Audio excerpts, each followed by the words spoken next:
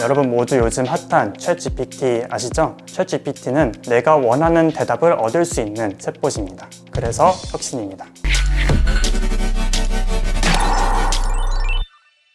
안녕하세요. 저는 서울대학교 기계공학부에서 박사과정으로 재학 중인 김동욱이라고 합니다. 챗GPT 같은 경우는 우리가 흔히 알고 있는 챗봇입니다. 챗봇이라고 하는 건데, 챗봇 같은 경우에는 기존의 네이버라든지 다른 어플들로 개발이 되었었는데, 이 챗GPT라는 챗봇 같은 경우에는 GPT라는 기본 알고리즘을 가지고 동작하는 인공지능 기반 챗봇이라고 할 수 있습니다. 우선 챗봇이라고 하면 우리가 사람 대 사람으로 얘기할 때는 제가 지금 말하는 게 한국어인데, 이런 한국어, 영어, 불어 이런 것들이 다 자연어이고, 사람이랑 기계랑 대화를 할 때는 기계가 알아들을 수 있게 좀 바꾸어줘야 됩니다. 기계가 알아들을 수 있는 언어를 기계어라고 하고, 이런 한글, 영어 같은 추상적인 개념이 아니라 0과 1로 이루어진, 즉 기계가 알아들을 수 있는 숫자로 이루어진 언어를 기계어라고 합니다. 우리가 우선 기본적인 한국어, 영어를 챗GPT에 입력을 하게 되면 그 입력된 언어가 서버로 전달이 돼서 거기서 각 단어마다 부여된 고유의 숫자가 있습니다. 각 단어마다 부여된 숫자로 바꾸는 과정을 우리가 토큰화라고 하는데, 그 토큰화된 숫자를 가지고 처리를 해서 그 결과를 다시 언어로 바꾸어서 출력을 하는 그런 알고리즘을 GPT가 갖고 있습니다.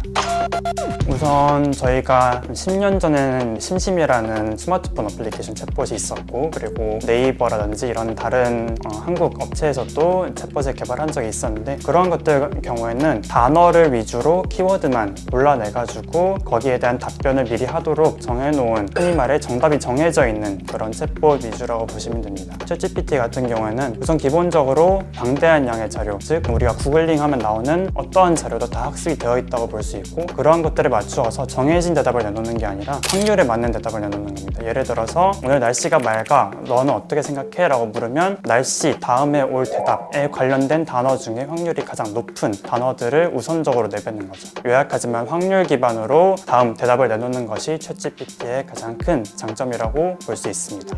우선 빅데이터, 즉 우리가 머신러닝 이런 딥러닝 세계에서 데이터가 많으면 많을수록 사실은 좋습니다. 그래서 구글이라는 이런 방대한 데이터를 GPT가 알 수 있게 일목요연하게 정리를 하고, 그렇기 때문에 우선 데이터가 많으면 많을수록 성능이 좋습니다. 그래서 챗GPT는 그 많은 데이터들을 효과적으로 학습을 하고 분류를 한 거죠. 검색이라기보다는 우리가 원하는 대답을 우리 레벨에 맞춰서 내놓을 수 있는 게 가장 큰 장점이죠. 예시를 들어서 내가 만약에 어떤 프로그램을 짜고 싶은데, 그 프로그램을 짜려면 내가 직접 프로그램을 짜는 건 나고, 그거에 대한 명령어를 이전에는 검색을 해서 찾아야 했다면 지금은 프로그램을 짜줘 라고 챗GPT에게 이야기를 하면 프로그램을 직접 GPT가 짜주는 거죠. 그래서 우리가 원하는 것 이상으로 결과물을 얻을 수 있다는 게 검색 엔진과 큰 차이라고 볼 수 있습니다. 쉽게 말해서 답이 정해져 있는 것들에 대한 작업을 전부 다 챗GPT로 웬만하면 대체를 할 수 있는 것이죠. 예를 들어서 법률 같은 경우에는 바뀌지 않는 이상 항상 똑같은 대답을 내놓습니다. 그래서 쉽게 말해서 변호사를 대체할 수도 있는 것이고, 판사를 대체할 수도 있는 것이고, 반복적인 작업을 하는 일련의 코딩 프로그래머도 많이 대체를 할 수 있는 것이죠. 우리의 생각이 그렇게 많이 필요하지 않는 작업들은 전부 다 대체를 할 수 있습니다. 인간이 가지고 있는 직업에 대해서 위협은 하지만 대체를 할 수는 없는 것이, 결국에 최종적인 판단을 내리는 것은 인간이고, 최종적인 결정권자는 이제 인간이 가지고 있습니다. 챗GPT가 그런 주관적인 결정까지는 아직 내릴 수 없고, 그게 지금까지 인공지능의 한계이기도 하기 때문입니다. 가장 파급력이 뛰어난 분야는 우선 자동번역, 실시간 번역, 이런 언어와 언어 사이의 교환이 이루어지는 것이죠. 아무래도 언어 모델이기 때문에 말을 실시간으로 빨리 번역을 한다던가 일목요연하게 요약을 하는 등의 작업에 가장 많이 파급이 될 것입니다. 우선적으로. 미국 국회의원이 연설문을 챗GPT로 작성해서 실제로 발표를 한 것을 보셨을지 모르겠는데, 그런 것만큼 기본적으로 우리가 단순히 생각하는 사무 노동이라고 생각하는 것들을 전부 다 간소화시킬 수 있는 거죠. 완전히 없애지는 못하지만, 그래서 대학교 리포트 대필 같은 경우도 하나의 과제, 사무 형식으로 학생들의 어떤 수고로움을 필요로 하는 것인데, 그런 것들을 덜어줄 수 있는 것이죠. 하지만 그런 것들이 그냥 대필로서 제출되는 것은 표절의 시비가 있기 때문에, 대필을 하더라도 사무 용도로 요약을 하더라도 본인의 언어로 혹은 본인의 주관적인 의견이 들어가는 것이 좋다는 생각입니다. 기존에 있던 챗봇 같은 경우에는 단순 검색의 기능에 지나지 않았습니다. 우리가 어떤 것에 대해 물어보면 그것에 대해서만 답변을 해줄 수 있는 기능밖에 탑재하지 않았는데요. 챗GPT 같은 경우에는 우리가 원하는 답변을 우리가 알맞게 형식화해서 같이 제공받을 수 있다는 것입니다. 연극 대본으로 알려줘 하면 연극 대본을 직접 작성해주고, 프로그램 언어로 알려줘 하면 언어를 직접 작성해주기 때문에 우리가 원하는 작업 효율성이 높아진다는 데 그 혁신이 있는 것 같습니다. 시청해주셔서 감사합니다.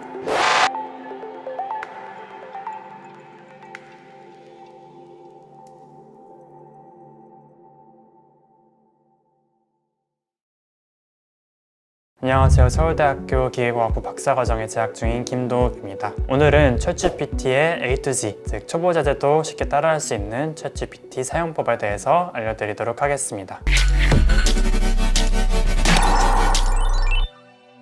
우선 챗GPT를 굉장히 많이들 요즘 사용하고 계신다고 했는데 어떻게 사용하는 거야? 라고 궁금해 하실 분들이 많은데요. 챗GPT는 우선 구글에 치시는 게 빠릅니다. 말 그대로 챗GPT를 영어로 이렇게 입력을 해주시면 됩니다. 입력을 하면 많은 결과들이 보이는데요. 그 중에 보통은 가장 맨 위에 있어요. 이렇게 링크가 되는 챗GPT를 누르게 되면 이렇게 분홍색으로 된 사이트가 뜹니다.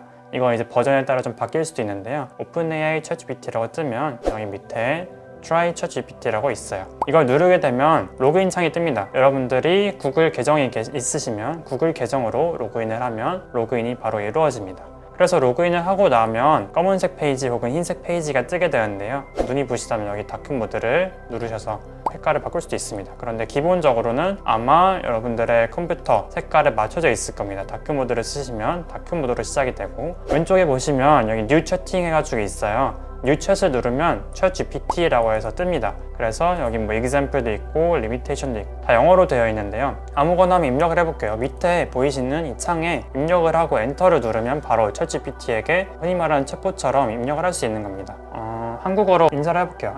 안녕하세요 라고 하면 좀 시간이 걸리지만 답변을 줍니다. 이게 시간이 걸린 이유는 지금 설명을 드릴게요. 한국어보다 영어가 빠른데요. 우선 그 이유는 영어가 기본적으로 굉장히 많은 데이터 학습이 돼 있고 한국어는 굉장히 좀 조금 돼 있어요. 그래서 여러분들이 빠른 답변을 원하신다면 한국어보다 영어로 이렇게 헬로우 치는 게 답변이 빠릅니다. 답변 속도가 빠르게 이렇게 답변 빠르고, 주의할 점이 있다면 여러분들이 밤 10시에서 새벽 3시 정도까지는 웬만하면 사용을 자제해 주세요. 아니면 사용을 아예 못할 수도 있습니다. 왜냐면 그 시간대가 유럽 사람들, 영미권 사람들이 주로 사용하는 시간대예요. 트래픽이 터지기 때문에 여러분들이 로그인 자체를 못할 수도 있어요. 들어가면 많은 사용자들이 사용하고 있기 때문에 사용 못해요, 죄송합니다 라는 문구가 뜹니다. 그래서 보통 낮 시간대, 우리 한국 시간 기준으로 낮 시간대 사용을 권장을 드리고, 기본적으로 아무거나 그냥 입력을 해봐도 돼요. 제가 한번 입력을 해볼게요. 챗GPT에게 본인에 대해 설명해 주세요 라고 해볼게요. Can you introduce yourself? 라고 입력을 해보면 자기 자신에 대해서 설명해 줍니다. 챗GPT가 어떤 거다 라고 설명을 해줘요. 이런 식으로. 그래서 한 번에 다 나오지가 않고 단어가 나오는데 좀 시간이 걸려요. 그 이유가 챗GPT가 단어를 하나하나 생성을 계속 해나가기 때문인데요. 그래서 시간은 좀 걸리지만 완벽하게 답변을 해줍니다. 주의할 점은 이 챗GPT 3.5 모델은 2021년까지의 자료만 학습이 돼 있어요. 그래서 뭘 물어보더라도 21년 이후의 데이터는 물어보더라도 잘 모릅니다. 날씨 한번 물어볼게요. How is the weather in Seoul? 그냥 이렇게 물어보면 서울 날씨를 알려주겠죠. 날씨는 안 되네 이거. 뭐 단순한 검색도 좋지만 조금 심층적인 답변을 원할 수도 있으면 그거에 대한 맞게 질문을 심층적으로 하면 됩니다. 예를 들어서 요즘은 그 주식시장에 대한 관심이 많이 사그라들었지만, 그래서 제가 궁금한 게 하나 있어요. 테슬라가 왜 이렇게 올라가지 않고 옆으로 기고 있느냐, 이거 물어볼게요. 근데 영어로 물어봐야 돼요. 영어로 물어보는 게 빠릅니다. 그래서 테슬라 스락에 대해서 좀 심층적으로 분석을 해달라, 왜 얘가 올라가지 않느냐라고 질문 한번 해볼게요. 질문을 하면 우선 챗GPT의 특징은 본인 생각을 이야기할 수가 없어요. 얘는 인공지능이기 때문에 주어진 자료를 해석해서 우리한테 전달만 해줍니다. 그래서 이 인공지능이 내놓는 답변은 절대 자기의 생각이 들어가지 않습니다. 그래서 앞에 여기 처음에 as an AI language 모델이라고 나오는 것이 그거예요. 나는 정보만 제공해 줄 뿐이지 이게 투자에 대한 권유가 될 수 없다라고 이렇게 그 광고하듯이 문구가 일단 나옵니다. 이러한 사람의 영향을 미칠 수 있는 것들은 다 앞에 이렇게 믿지 말아라 라고 나옵니다. 밑에 보시면은 테슬라가 왜 못 올라가고 있느냐, 첫 번째 이유 경쟁 때문에, 두 번째 이유 물가 때문에, 그리고 value concern 공급 이슈 때문에, 네 번째 리스크 때문에, 이렇게 다 분석을 해줘요. 거의 신문 기사처럼 나오거든요. 그래서 이러한 심층적인 분석도 가능하다입니다.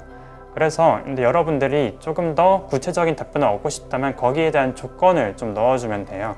왜 얘네가 올라가고 있지 않느냐라는 것을 뭐 오너 이슈 때문에, 오너 이슈 중점으로 해석해 달라 하면 please explain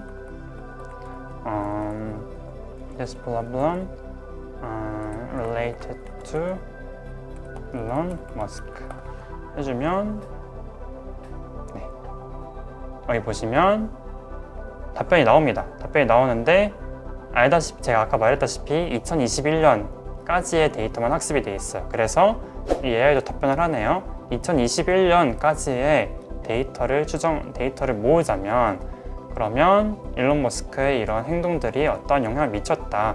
그런데 조금 문제가 있는 게 뭐 트위터 문제 뭐 이런 것들이 있다라고 다 이렇게 심층적으로 분석을 해줍니다. 굉장히 놀라워요. 기본적으로 얘가 지능을 갖고 있는 건 아니고 이러한 것들을 사람들이 많이 검색을 해봤겠죠. 그러니까 거기에 대한 신문 기사, 칼럼 이런 것들이 있으니까 거기에 대해 있는 정보를 갖고 와서 우리가 알기 쉽게 정리를 해주는 거예요. 이런 식으로 작동을 한다고 보면 됩니다. 세세한 답을 얻고 싶다면 구체적으로 조건을 넣으면 됩니다. 여기 문제를 주고 But I want to know about 하고 이렇게 좀 조건을 달아준다든지 이런 식으로 하면 좋고, 기본적으로 이 GPT 자체가 문장과 문장 단위로 보고 단어와 단어 단위로 보기 때문에 문장과 문장, 한 문장 안에는 같은 주제 넣으시면 되도록 좋습니다. 짬뽕하면 해석하는 데 좀 시간이 오래 걸리고, 그리고 우리가 좀 축약어를 많이 쓰잖아요. 근데 축약어가 이니셜이 같은데 다른 단어인 경우가 많아요. 그런 경우에는 이 AI가 챗GPT가 한 번에 구분을 못하기 때문에 축약어 같은 경우는 다 풀어서 써주시는 게 하나의 팁이라고 볼 수 있습니다. 그리고 여기서 또 하나 알려드릴게요. 너무 길잖아요. 지금 문단이 4개예요. 4개인데 좀 요약해달라고 요청도 할 수 있어요. 그럼 일단 칭찬을 해줘야겠죠. Great 하고 하면 또 고맙다고 하거든요. Great 해놓고 But it's too long to read. 제가 지금 뭐라고 입력했냐면 너무 길어, 3문장으로 요약해줘 라고 제가 숫자를 언급을 해줬어요. 그러면 3문장으로 요약을 해준지 봅시다. 지금 나오고 있는데 네, 딱 3문장이네요. 한 문장, 2문장, 3문장. 네, 마지막 문제 좀 길긴 한데 3문장을 맞추려고 그래도 이렇게 요약을 해줍니다. 네, 요약하는 능력도 뛰어나다고 볼 수 있네요. 그래서 여러분들이 이 요약한 거 가지고 뭐 간단히 글도 써볼 수 있겠죠. 이렇게 해서 여러분들이 원하는 조건에 따라서도 다 맞춰주는 게 챗GPT의 특징이라고 볼 수 있습니다. 오늘 지금 제가 알려드린 거는 챗GPT의 완전 기초적인 그런 기능들이에요. 뭐 물어보고 대답 얻고 그리고 거기서 조건에 맞게 요약하고, 이러한 것들을 챗GPT 아주 기초적인 기능이라고 할 수 있고 여러분들이 잘 활용하셨으면 좋겠습니다.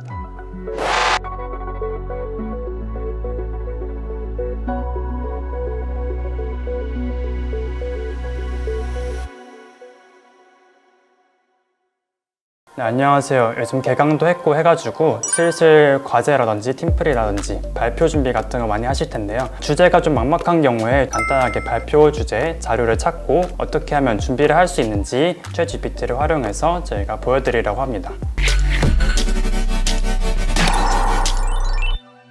뭐 여러분들 이제 챗GPT 많이들 사용하셨다시피 이렇게 들어가시면 여러분들이 바로 로그인 요청, 그 다음에 새로운 채팅을 할 수 있게 이렇게 뜰 거예요, 화면이. 여기서 이제 뭐 팀플 주제 같은 거 잡아가지고 발표 준비도 하고 자료도 만들고 스크립트 써야 되고 이런 것들이 많은데, 제가 옛날에 했던 팀플 주제로 한번 예시를 들어보려고 해요. 시간여행에 관련된 팀플이 있었어요. 과학이라든지 철학이라든지 비교해서 발표해라 라는 주제가 있었는데 상당히 막막했던 주제였습니다. 배경 지식부터 좀 물어보고 발표 준비를 도움을 챗GPT에게 요청을 해보려고 하는데요. 가장 쉬운 게 영어로 질문해보는 겁니다. 한국어 질문을 하면 답변이 좀 안 돼요. 그래가지고 영어로 제가 부득이하게 좀 작성을 해보겠습니다. 내가 시간여행에 대한 짧은 스피치를 해야 되는데 이 주제가 현대 물리학과 관련이 있었으면 좋겠다 그래서 제가 지금 창에다 쳤어요. 처음부터 막 다 해달라라고 하면 챗GPT가 너무 많은 걸 한 번에 쏟아낼 가능성도 있어서 차근차근 하나씩 요청을 하셔야 됩니다. 처음에 제가 요청할 것은 아웃라인 개요부터 좀 짜줘라, 약간의 이론적인 기본 배경이 들어가도록 짜달라고 했어요. 그리고 여기서 중요한 거는 조건문을 자세하게 넣어줄수록 좀 원하는 답변을 얻을 가능성이 커집니다. 지식 수준까지 한번 넣어볼게요. 나와 청중들의 수준이 어느 정도다, 대학 물리학 정도는 다들 이해를 한다 라고 이제 한번 보내보겠습니다. 그러면 개요를 짜주는데 지금 아웃라인을 짜주고 있고, 첫 번째로 시간 지연과 관련된 얘기가 나오네요. 뭐 아인슈타인 상대성 이론 이런 좀 전문적인 용어도 나옵니다. 두 번째 쌍둥이 역설, 세 번째 웜홀, 네 번째 커저리티, 그다음에 다섯 번째 이상한 개념도 나오네요. 다음으로 해볼 거는 그러면 이 5개를 내가 발표에 직접 써도 되는지 물어볼게요. 이렇게 챗GPT한테 고마워라고 해주면 또 좋아합니다. 좋아하진 않고 그냥 조금 더 대화하듯이 이거 그냥 프레젠테이션에 5개 다 써도 되나요? 근데 이렇게 발표하기는 조금 따분하니까 이거를 그대로 사용하되 이목을 끌만한 예시 같은 게 있는지 후기 있는지 같이 좀 요청을 해볼게요. 그러면 또 답변을 줍니다. 서론에는 어떻게 시작하면 되고부터 다 주고 있습니다. 서론에서는 훅을 하나 넣으라고 하네요. 청중을 사로잡을 수 있는 훅을 넣고 재미있게 봤던 영화라든지 이런 공상과학 영화들을 넣으면 좋겠다고 나오고, 근데 이게 보면 비전공자 입장에서는 참 어려운 개념들이 많이 나옵니다. 뭐 쌍둥이 역설, 웜홀 이런 건 들어봤어도 밑에 나오는 노비코프의 자기 일관성 추측 이런 거 나오는데 이제 한국어로 제가 직역을 한 겁니다. 그래서 이런 것들은 우리가 처음 보는 거잖아요. 그러면 여기서부터 계속해서 구체적으로 하나씩 물어가 보면 됩니다. 챗GPT가 다른 일반적인 구글보다 좋은 게 내가 과거에 물어봤던 거 그리고 답변 받았던 거에 이어서 꼬리를 물고 계속해서 답변을 받을 수 있다는 거예요. 노비코프의 자기 일관성 추측이 뭔지 이렇게 나오고 있습니다. 영어를 바로 읽으실 수 있으신 분은 그냥 읽어도 되는데, 만약에 좀 어렵다 싶으면 여기 나오는 이 답변들 있잖아요. 이거 아래 문장들을 한국어로 번역해주세요 하고 넣으면 됩니다. 그러면 이렇게 한 5문단 정도 되는 것이 다 한국어로 번역이 됩니다. 그래서 이런 식으로 다 넘어가져요. 이 이론에 대해서 더 알고 싶으면 논문 추천해달라, 유튜브 추천해달라 이런 식으로 나올 수도 있는 것이죠. 스크립트를 써달라면 스크립트를 써주기도 합니다. 하지만 스크립트는 써진 대로 읽다 보면은 오류가 발견될 수도 있기 때문에 스크립트를 써달라 하고 보통 이렇게 수정하는 것을 권장을 드립니다. 그래서 제가 한번 스크립트를 써달라고 요청을 하겠습니다. 3분짜리 스크립트를 써달라고 제가 좀 요청을 드렸고, 여기 챗GPT에 그래서 인트로덕션부터 Hello everyone, today I'm going to talk about time travel 해가지고 쭉 나오게 됩니다. 이런 식으로 팀플 과제 스크립트 짜는 것까지 기본적으로 해봤는데, 물론 이렇게 단기간에 될 수는 없죠. 여러분들이 조금 더 많은 서칭과 그리고 좀 더 다양한 질문들을 챗GPT에게 해야 되겠지만, 가장 중요한 것은 여러분들이 꼬리에 꼬리를 물고 질문을 하면 더더욱 좋은 답변을 내놓는다는 것과, 글을 읽고 제대로 이해했는지 물어볼 수도 있어요. 내가 이렇게 이해한 것이 맞니? 라고 하면 yes or no 하면서 다시 알려줍니다. 여러분들이 이런 기능들을 활용하셔서 팀플 혹은 과제에 사용하셨으면 좋겠습니다. 솔직히 팀플 한 명이 다 알아서 할 수 있죠. 친구가 거의 3-4명 역할을 한 번에 할 수 있으니까.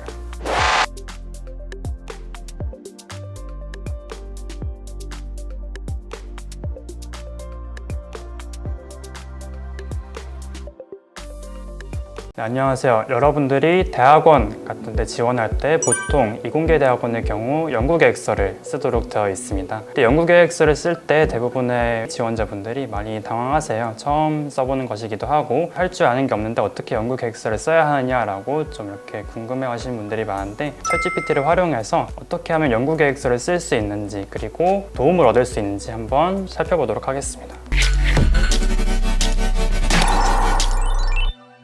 챗GPT 사이트를 키고 지금 로그인도 한 상태입니다. 우선은 여러분들이 지원하려는 대학원 분야가 있겠죠. 저 같은 경우는 데이터 사이언스 AI 대학원 예시로 한번 들어보겠습니다. 우선 연구계획서를 쓰려면 지금 내가 어떤 주제를 하나 잡아야 돼요. 주제를 잡아야 되고 그 주제가 트렌드에도 맞아야 되고 그리고 좀 연구할 만한 분야가 있어야 됩니다. 그래서 한번 물어볼게요. 지금 그냥 단순하게 물어봤어요. 처음부터 많은 걸 요청할 필요 없이 그냥 여러분들이 처음 만난 사람이랑 대화하듯이 물어보면 됩니다.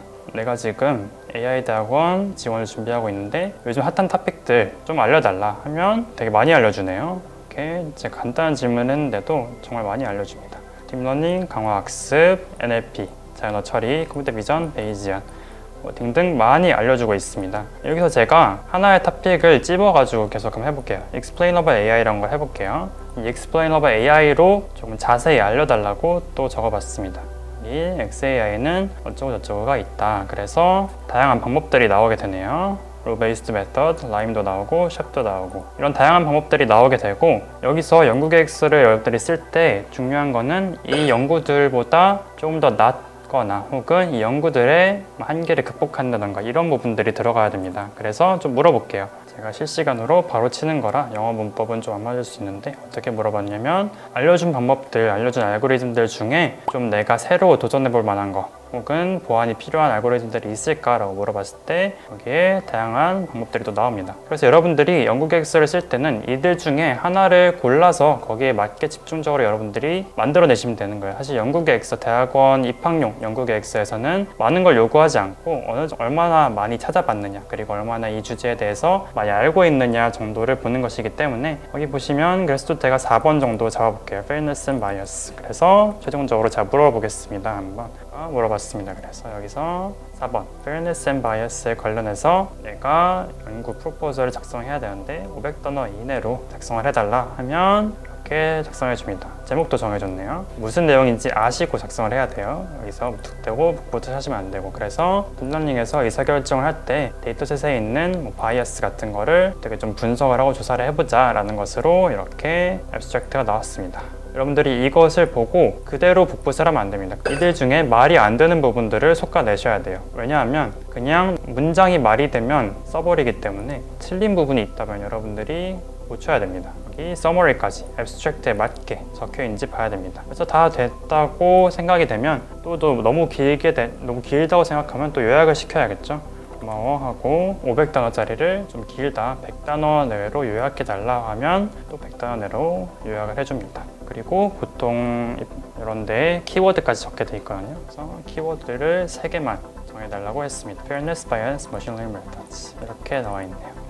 이런 식으로 여러분들이 간단하게 적어볼 수 있고, 여러분들이 만약에 적다가 영어로 기억이 안 나는 단어들이 있을 수 있어요. 그러면 한국어로 적어도 됩니다. 예를 들어서 입학 지원서가 영어로 뭔지 기억이 안 난다. 그러면 중간에 이런 것들 한국어 단어로 써도 이런 식으로 나오게 됩니다. PT가 알아서 이해를 하고 해석을 해줍니다. 이런 식으로 연구계획서 같은 것도 작성을 해봤습니다. 연구계획서를 작성할 때 주의하셔야 될 게, 결국에는 이 내용들이 어딘가에서 사용되었을 수 있어요. 사용된 것의 조각일 수 있기 때문에 반드시 한번 paraphrase, 곧 여러분들의 단어로 고쳐야 됩니다. 물론 생성된 결과를 표절 안 걸리게 다시 paraphrase 해줘라 하면 해주긴 하는데, 그래도 연구 윤리 관점으로 볼 때 여러분들이 다시 한번 여러분들의 언어로 수정시키는 것을 권장드리고, GPT는 언제까지나 참고용으로, 가이드라인용으로 사용하시길 부탁드리겠습니다. 표절이라는 단어가 좀 챗GPT 나오면서 되게 모호해지긴 했는데, 그래도 자신만의 언어로 작성해 본다는 게 연구 계획서 작성에서는 의의가 있을 것 같습니다.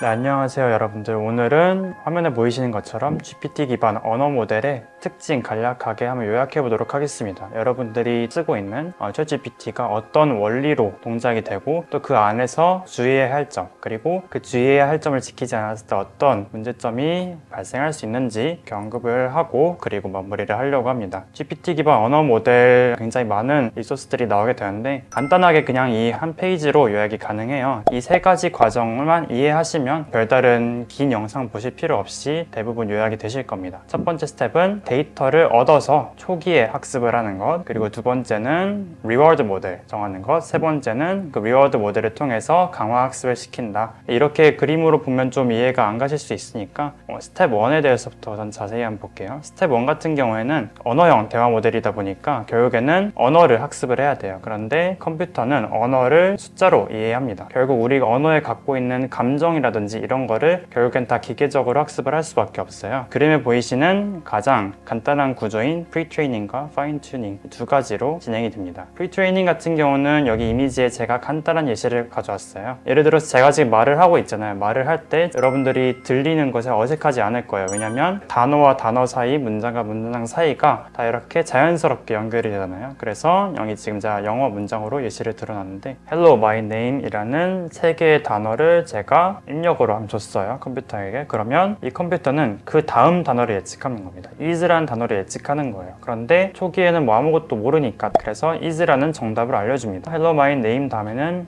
is가 보통 오더라 해서 is를 정답으로 알려주는 거예요. 구글에 뭐 네이버에 다음에 이런 포털 사이트 등에 이 글로 된 문서들을 전부 다 여기에 다음으로 올 단어를 예측한다 라는 것으로 학습을 시키는 겁니다. 당연히 대규모의 데이터셋이 필요하고 또 리소스도 필요하겠죠. 이거를 지금 오픈 AI에서 GPT 모델에 학습을 시킨 거고, 그리고 이렇게 다음 단어로 올 예측 과제를 수행을 하면 그 다음에 다음으로 올 단어, 그리고 분류 문제, 그리고 유사도 문제와 같이 세부적인 문제로 파인 튜닝이라는 걸 시킵니다. 이거는 트랜스포머 구조를 사용하는 것인데, 트랜스포머 구조는 기본적으로 자연어, 우리가 말하는 이 언어를 컴퓨터가 이해하기 쉽게 숫자 형태로 바꿔주고 그 안에서 처리하는 처리 모델이라고 보시면 됩니다. 그러면 이 스텝 1을 거치게 되면 컴퓨터가 어떤 상태가 되느냐, 인공지능이 다음 단어로 올 예측은 정말 잘하게 됩니다. 이렇게 영어 문장을 주면 다음에 올 문장 레벨, 단어 레벨을 상당히 예측을 잘 하게 돼요. 여기서 그런 예측 문제만 해결을 하게 되면 발생하는 한계점, 아쉬운 점이 다양한 대답을 못 내놓는다라는 것이고, 보다 나은 대답을 내놓지 못한다라는 그런 아쉬움이 있을 거예요. 예를 들어서 제가 여기 리워드 쉐이핑을 하는 여기 슬라이드가 있는데, 제가 ChatGPT한테 항공권을 예약하는 방법에 대해 알려주세요 라고 물어봤어요. 그러면 GPT가 대답을 내놓겠죠. 이렇게 세 가지의 대답을 내놓는다고 해볼게요. 이들 중에 우리가 보기에 조금 더 좋아 보이는 대답이 있죠. 사용자가 원하는 대답, 원하지 않는 대답, 선호하는 대답, 좀 레이블링이 필요합니다. 그래서 이 오픈AI에서 어떤 방법을 썼냐면, 사람을 고용해가지고 GPT에게 똑같은 걸 물어보고 여러 가지 대답을 넣어놓잖아요. 어떤 대답이 좋다, 어떤 대답이 별로다라고 순위를 매기게 합니다. 그렇기 때문에 엄청난 인건비도 들었을 거예요. 그런데 이걸 다 했고, 그래서 리워드 모델이라는 걸 만들게 돼요. 리워드 모델이라는 걸 만들어서 GPT가 똑같은 질문에 대해 여러 대답을 내놨을 때 순위를 매깁니다. 이 순위를 토대로 사람이 조금 더 마음에 들어하는 그런 대답에 대해서 우선순위를 갖도록 GPT를 학습을 시킬 수 있게 되는 것이고, 그게 이제 스텝 3에서 하는 RL, Reinforcement Learning이라는 거예요. GPT 같은 경우에는 PPO라는 알고리즘을 썼는데, 이 알고리즘 역시 강화학습에서는 굉장히 자주 쓰이는 알고리즘 중에 하나입니다. 쉽게 설명드리자면,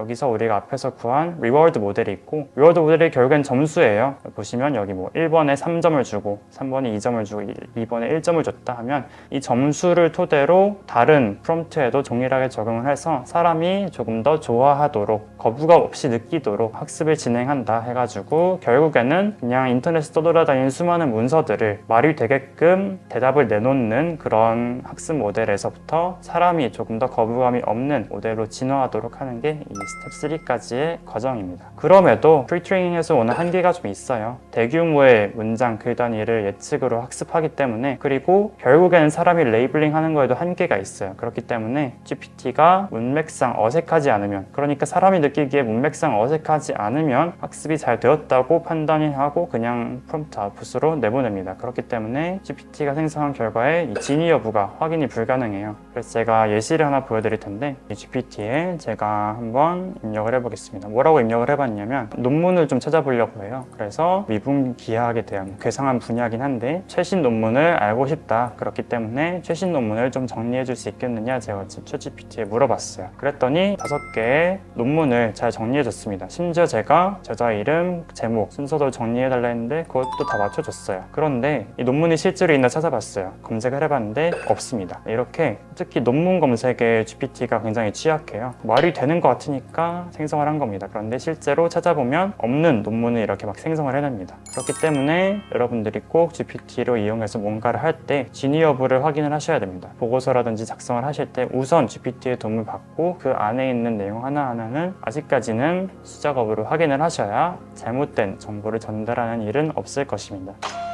잘못된 정보 전달이 올 수 있는 이유는 프리트레이닝 모델을 사용하기 때문이고, 프리트레이닝은 인터넷에 돌아다니는 수많은 문서들을 이용해서 학습을 하는 것이기 때문에 그 중에 잘못된 정보도 있을 것이고 사람의 편견이 들어간 정보도 분명히 있을 거예요. 그렇기 때문에 아직까지는 GPT를 활용할 때 조심을 하셔야 된다는 겁니다. 간단하게 GPT 언어 모델 요약하자면 3개의 스텝으로 이루어져 있고, 첫 번째 스텝에서 프리트레이닝 이용하기 때문에 진위 여부에 대해서는 조금 조심하셔야 된다라는 부분으로 오늘 이렇게 설명 마치도록 하겠습니다. 감사합니다.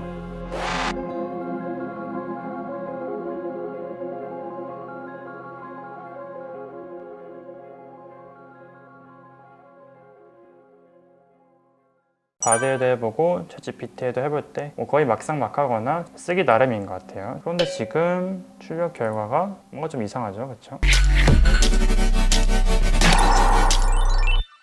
네, 안녕하세요. 이번 영상에서는 챗GPT의 대항마로 떠오르고 있는 바드에 대해서 좀 살펴볼 건데요. 특징, 그리고 사용법 간단하게 알려드리고, 똑같은 질문을 바드에 대해 보고 챗GPT에도 해볼 때 어떻게 다른지 좀 살펴보도록 하겠습니다. 그래서 바드 자체가 구글에서 만든 거기 때문에 구글에다가 그냥 bard.google.com 이렇게 치면 바드 페이지가 바로 나오게 됩니다. 참고로 바드는 지금 실험 베타 버전이에요. 그렇기 때문에 아직 정식으로 출시는 되지 않았는데, 그럼에도 지금 로그인만 하면 이렇게 프롬프트가 나오고 입력을 할 수 있습니다. 기본적으로 챗GPT랑 똑같이 생겼어요. 명령 프롬프트에다가 여러분들 뭔가 입력할 수 있게 돼 있거든요. 뭔가를 한번 입력을 해보죠. 그냥 진짜 인사 한번 해볼게요. 헬로 해볼게요. 챗GPT에도 똑같이 헬로.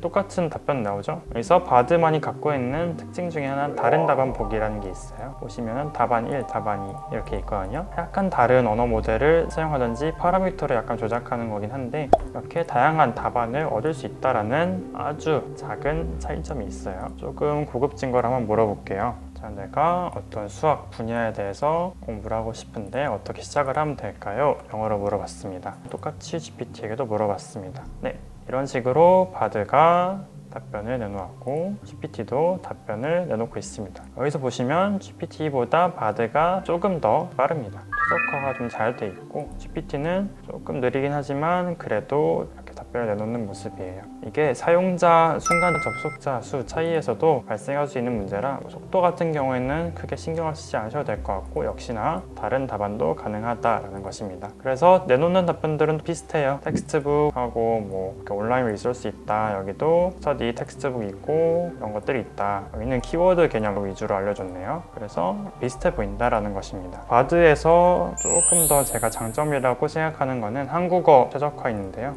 이렇게 한국어로 그냥 지금 아무거나 물어봤습니다. 이렇게 답안을 내놨네요. 여기 같은 경우는 짧게 지금 답을 내놨고, 바드 같은 경우는 거의 위키 수준으로 답을 내놨습니다. 한국어 최적화라는 이유가 구글 같은 경우에는 그래도 나와 있는 한국어 문서들이 많아요. 하지만 GPT 오픈AI 같은 경우는 한국어로 학습된 게 굉장히 적습니다. 그렇기 때문에 한국어로 여러분들이 주고받을 때는 어쩔 수 없이 바드가 조금 더 속도가 빠를 수밖에 없어요. 그래서 지금 보시면 내놓는 답변도 GPT가 조금 짧아요. 그렇기 때문에 한국어로 하시는 게 편하다 하면 바드를 추천드립니다. 지금 여기 보시면 마음에 들어요, 마음에 들지 않아요 이거 있는데, 이게 실험 버전이라서 이런 답변들에 다 레이블을 할 수 있도록 하는 것 같아요. 바드를 사용할 때는 한국어로 물어봐도 무방하다라는 것입니다. 마지막으로 해볼 거는 간단한 코딩 하나만 요청을 해볼게요. 짧은 코딩을 한국어로 GPT와 바드에게 물어봤습니다. 볼까요? 이런 식으로 바로 파이썬 코드가 나왔네요. 여기도 바로 파이썬 코드가 나왔네요. 간단한 코드라서 챗GPT 같은 경우는 조금 더 TMI를 이렇게 해주는 모습입니다. 코딩 같은 경우도 이런 식으로 잘 된다라는 것을 여러분들에게 확인을 해드렸습니다. 기본적으로 GPT처럼 사용을 할 수 있고, 한국어 최적화가 더 잘 되어 있기 때문에 영어에 익숙하지 않으시다면 바드를 사용하는 것을 추천드립니다. 그리고 최근에 결과를 보면 아직까지도 뭐 고차원적인 문제 해결, 예를 들어서 SAT라든지 수능 문제 풀어보는 거 똑같이 GPT 바드에 물어보면 거의 막상막하거나 GPT가 더 좋거나 이런 경우도 있는데, 결국에는 쓰기 나름인 것 같아요. 다만 한국어는 바드가 더 잘 통한다, 이 정도로 알아두시면 될 것 같습니다. 바드에서 채팅 초기화하고 싶으면 여기 채팅 재설정 누르면 바로 깔끔하게 사라지고, 바드 활동 내역에 대해서는 여러분들이 이렇게 삭제를 하셔서 개인정보 관련한 문제도 좀 해결을 하시면 좋을 것 같습니다. 네, 이렇게 간단하게 살펴봤고, 음성인식 기능도 있는데 여러분들이 한번 사용을 해보셨으면 좋겠어요. 그래서 바드를 통해서 또 하나 언어 모드에 여러분들이 편리하게 사용을 해봤으면 좋겠습니다. 네, 영상 마치도록 하겠습니다.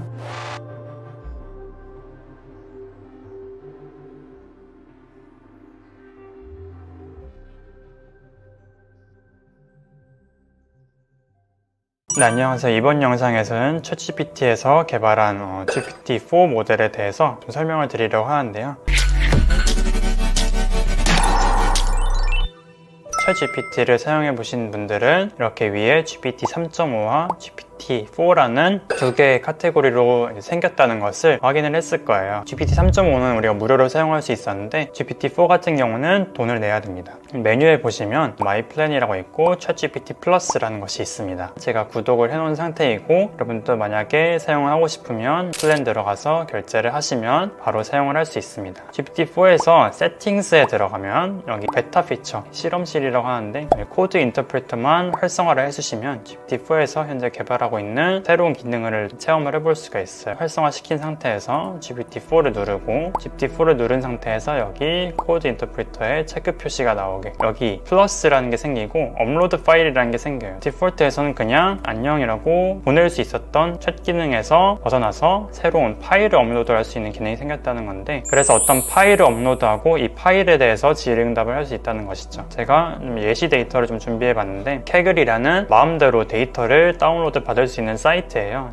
올림픽 데이터를 가져와 봤고 엑셀 파일에 담겨져 있어요. 엑셀 파일을 업로드를 하면 이렇게 파일 자체가 올라갑니다. 지금 이 파일에서 제가 뭘 하고 싶냐면, 이 파일에 뭐가 있느냐 요약해달라 라고 한번 부탁을 해볼게요. 요약만 해줘 라고 하면 작업을 시작합니다. 어떤 데이터를 담은 거구나 라고 바로 설명을 해줍니다. 보시면 이런 식으로 된 데이터이다 라고 지금 요약을 해주고 있습니다. 여기서 인사이트 같은 걸 원하니 라고 해서 제가 한번 통계적인 분석을 해달라 라고 했습니다. 그러면 이 친구가 또 뭔 작업을 시작을 해요. 그리고 바로 평균 연령이라든지 최대 최소 나이라든지 이런 거 다 나와요. GPT-4가 뭘 하길래 이런 정보들을 실시간으로 내놓느냐 라고 궁금해하실 분들이 좀 많을 것 같아요. 그래서 여기 Finish the Working 옆에 보면 Show Work라고 되어 있죠. 뭔가 나타나요. 이게 뭔가 보니 파이썬 코드입니다. 결국에는 GPT-4의 베타 버전에서 하는 것들이 이 파일을 처리하기 위한 파이썬 코드를 짜주고, 이 파이썬 코드의 실행 결과를 보기 좋게 출력을 해준다는 거예요. 결국에는 엑셀 파일을 넣었을 때 엑셀 파일을 효과적으로 읽고 분석하는 코드를 짜주는 거예요. 단순히 그냥 이 결과를 활용할 것이 아니라 이러한 파이썬 코드들을 여러분들이 전략적으로 활용을 할 수 있다는 것이죠. GPT-3 3.5 기능에서는 이러한 데이터가 있을 때 여기서 내가 서머리를 하기 위한 코드를 짜줘 라고 했으면,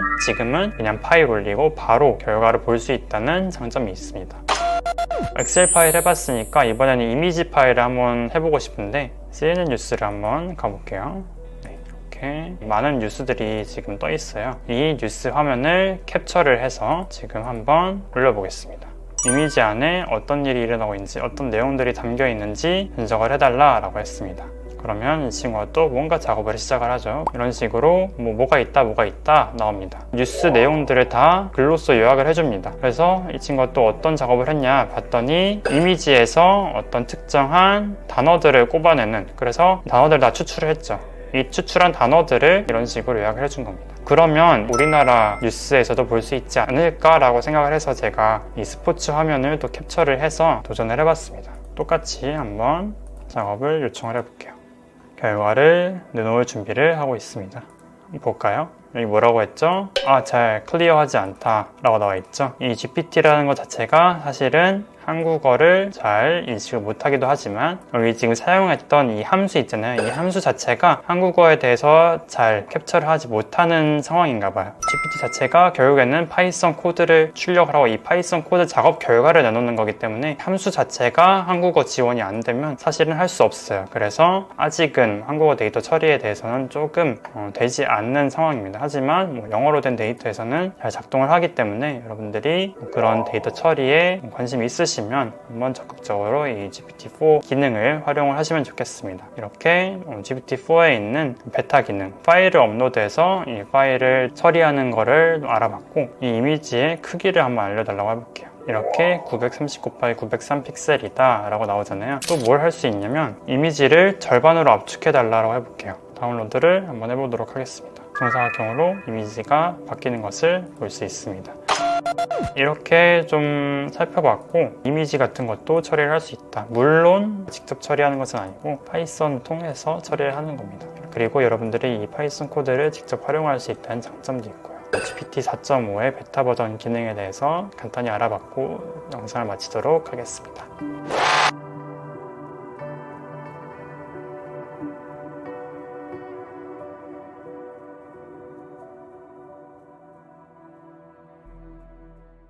네, 이번 영상에서는 Large Language Model이라는 것을 주제로 이야기를 해보도록 하겠습니다.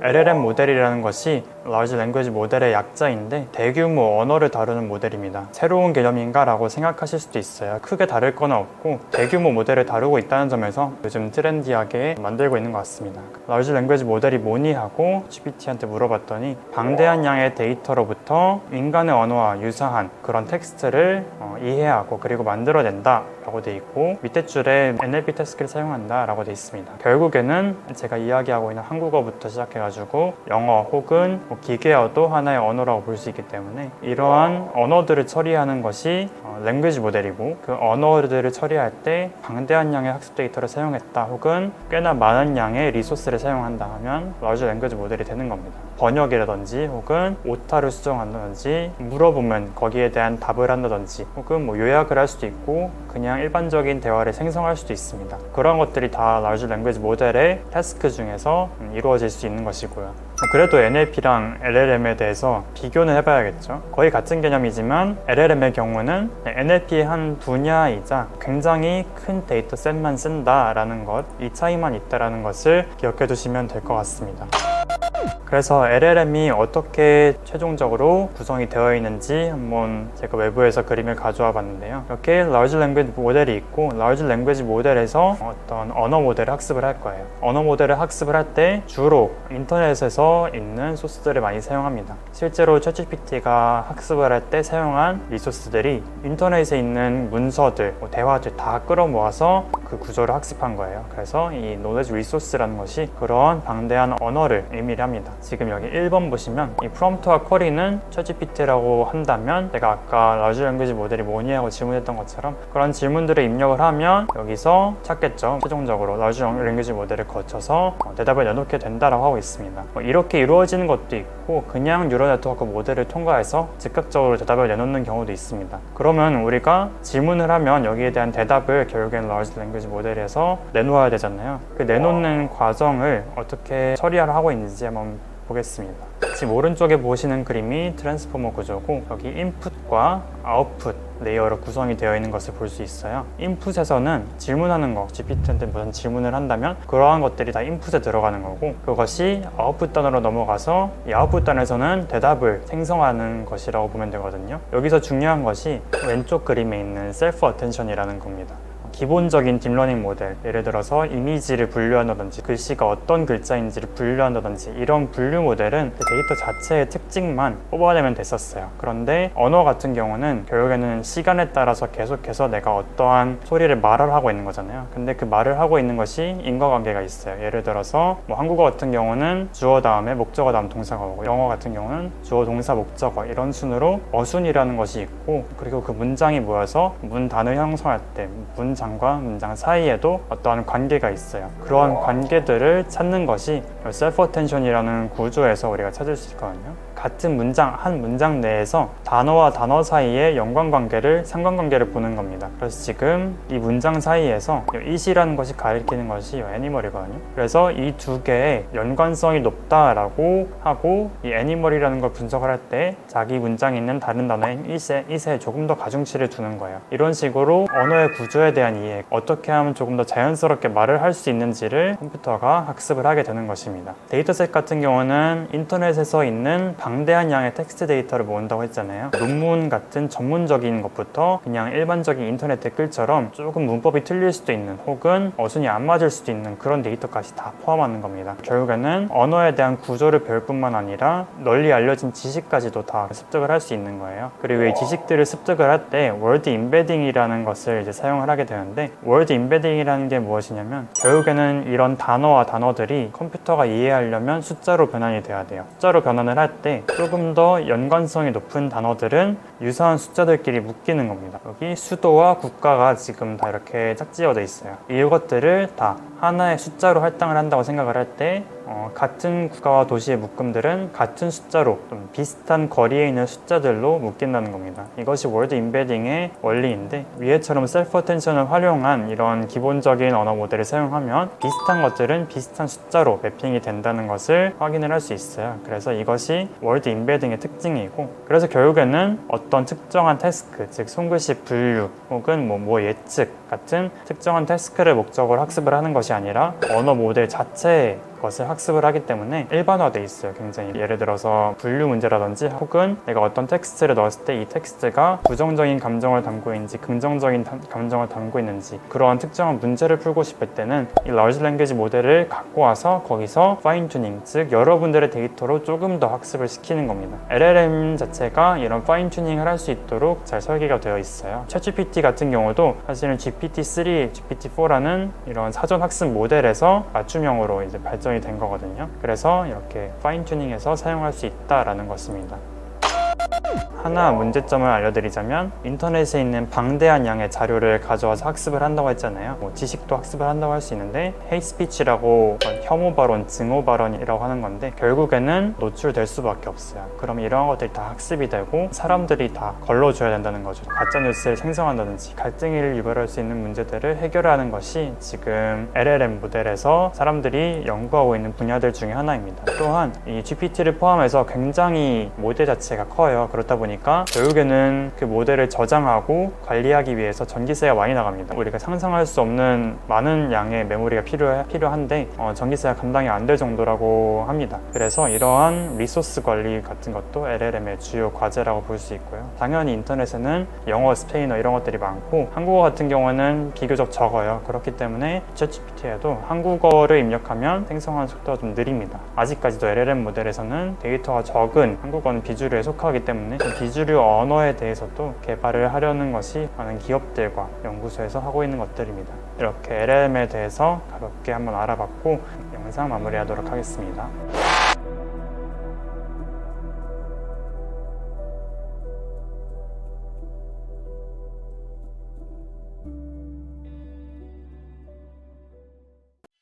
안녕하세요. 이번 영상에서는 최근에 챗GPT에 대화 기능이 추가되었다고 해서 저도 한번 사용하려고 해보려고 합니다. 챗GPT 대화 기능을 사용하기 위해서는 데스크탑이 아닌 패드 혹은 스마트폰 환경에서 사용을 해야 하는데요. 기본적으로 챗GPT 어플을 다운로드 받으셔야 합니다. 익스플로러 창에서 하는 것이 아니라 직접적으로 여러분들이 어플을 깔으셔야 하는 것 우선 알아두시면 좋을 것 같고, 이렇게 어플을 들어가 보면 기본적으로 메시지를 입력할 수 있는 창이 나와 있어요. 이 창 위에 보시면 여기 위에 보시면 헤드셋 아이콘이 있는데 이 헤드셋 아이콘을 클릭을 하면 GPT 대화 기능이 시작이 됩니다. 만약 이 기능이 보이시지 않는 분들은 여기 세팅을 들어가셔서 세팅에서 직접 활성화할 수 있는 기능이 있을 거예요. 만약에 이것이 없다면 이게 아직 베타 버전이기 때문에 랜덤으로 지금 부여가 된 상황이에요. 그래서 정식으로 출시가 될 때까지 좀 기다려주시면 감사하겠습니다. 그래서 한번 켜보도록 하겠습니다. 그러면 이렇게 문구가 뜨다가 지금 제 말을 듣고 있네요. 우선은 제가 한번 제가 한번 물어보도록 하겠습니다. Hello, I want to talk with you.